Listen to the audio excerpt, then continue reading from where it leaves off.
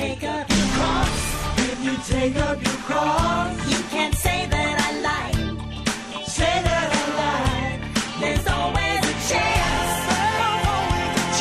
You could be crucified. Oh, crucified. Yeah. If you take up your cross, You could be crucified. you could be crucified. If you take up your cross,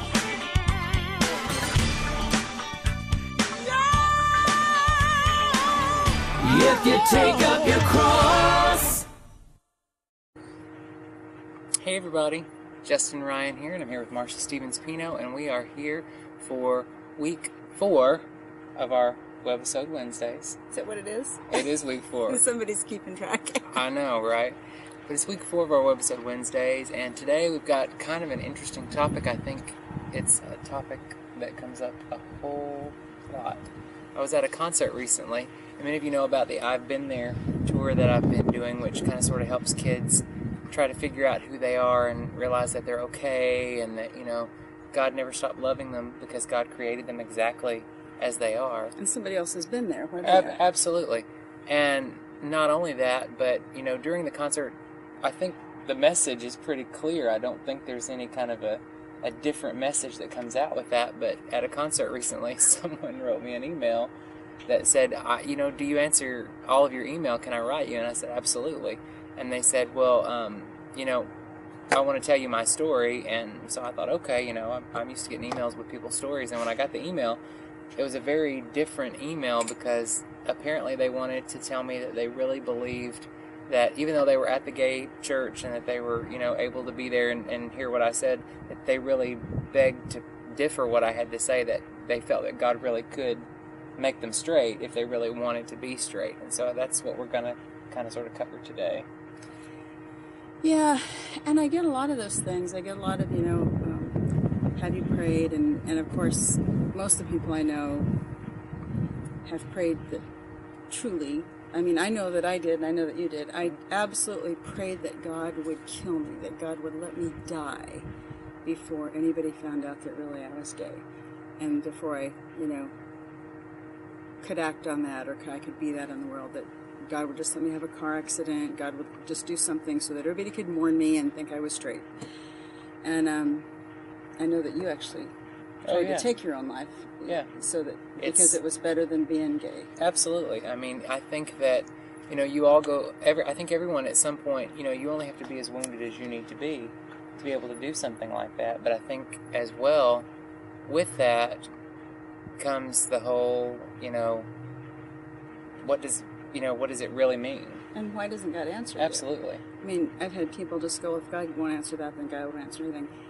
And this guy makes a couple points in his email. One of the things is he talks about how some people are attracted to men and some people are attracted to men and women and stuff. And one of the things that I find really interesting, I don't read a lot of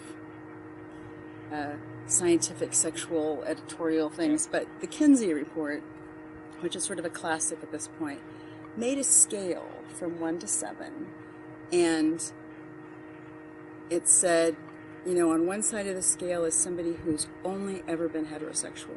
They've never kissed anybody of the same sex, thought of anybody of the same sex, looked at anybody of the same sex in a, you know, sexual picture, had any fantasies about anybody of the same sex. You know, that's clear on the one side. And on the other side is the same thing with homosexual. All the way there. And then other people are, well, I was married for a while, and then I was really, and so they're somewhere along the scale, and they have a scale from 1 to 7, and every so often you'll hear people joke about whether they're a, you know, Kinsey 6 or a Kinsey 1. But most people don't get the joke. But anyway, for one thing, I think that's true. But for another thing, I think that we have to go back to the question before that.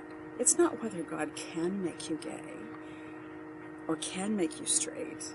It's whether that's the will of God for you. I mean, there are people who are 4'11" who pray and pray and pray that God will make them taller because, you know, it's just not fair. They can't reach everything on the grocery aisles, and people look down on them, and other people are going, hey, at least you have all that foot room on the airplane, you know. Oh, yeah. And they're upset that God won't make them taller than 4'11".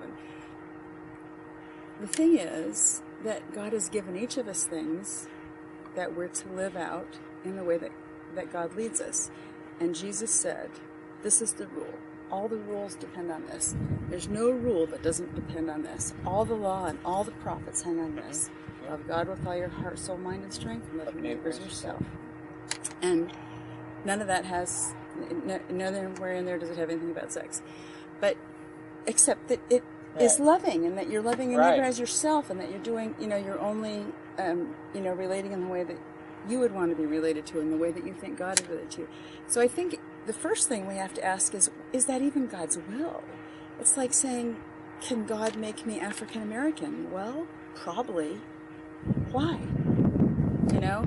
And so it's not a matter of whether God can or can't. It's a matter of what God's will for your life is, and who God created you to be in this world, and the path that God created for you to walk in this world. Psalms, I was going to look it up, is it 143? Says that God knew you in your mother's womb. God formed you and touched you and made you in your mother's womb.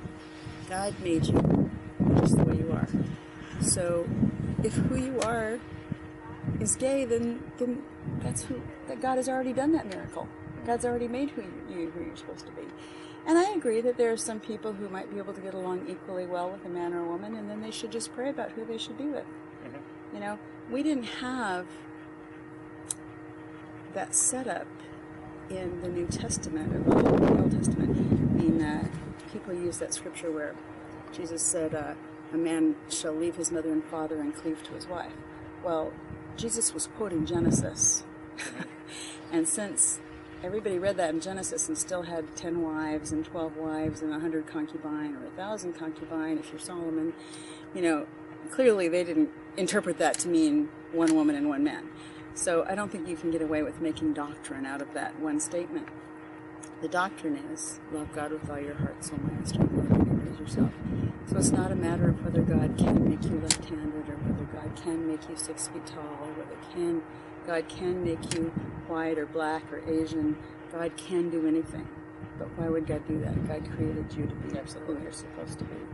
And so I think that's the answer to that. And I think what happens, at least to me, what happened is that I spent a whole lot of anguish time trying to be straight, and forgot that there was plenty in my life I needed to work on that I did not need to look up in the Greek. I could have been working on bitterness and selfishness. Tell me about it. And, there's all kinds of stuff I could have been working on that I knew I needed to work on, but it was a much bigger deal to work on. Being gay. Something that I couldn't change. Yeah. When I could change being selfish or self-centered or impatient or, derisive of other people or whatever thing, bitter, whatever thing I need to work on. So I think that's really not the question. It's whether God can make you straight. God already made you who you are. Now the question is, are you going to be willing to follow Jesus wherever Jesus leads you? I think you wrote a song about that. I did. What if they knew?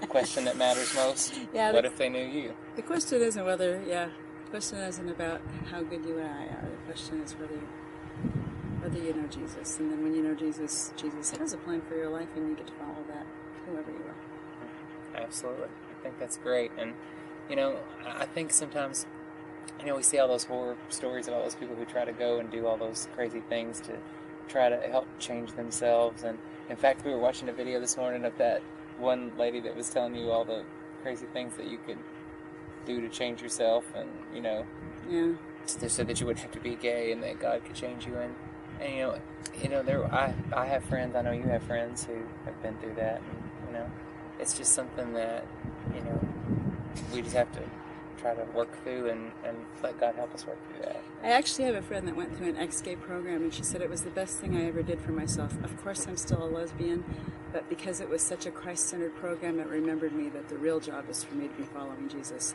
So when I left there, I still knew I was a lesbian, but I remembered that I was supposed to be following Jesus. Absolutely.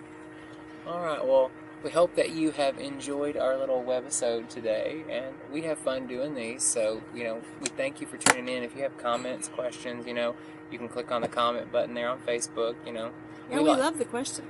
We love the questions. We love the comments, good or bad, I guess. I think altogether, I counted between the ones I know about from you and me, we got 96 responses so far to Webisode wow. Wednesdays. So that's nice, and some of them have been from clear around the world. Yeah, I know. That's so cool. And, you know, people say that technology sometimes is not a good thing, but in a lot of ways it is. So, you know. Especially if you're young and smart and know how to use it. Well, you know, I think it all goes back to, you know, my tour, you know, it gets better. Yeah. It really does. So we're here, and we'll be here next week, same time, Yep. same Facebook time, usually every week. So check us out on Facebook, Twitter, bombministries.net, justinryanonline.com, and we'd love to hear YouTube. And YouTube, yeah, don't forget YouTube. You can catch up on back issues either on our websites or on YouTube. Absolutely, they're all featured there. So we'll see you next week, and God bless you. God bless.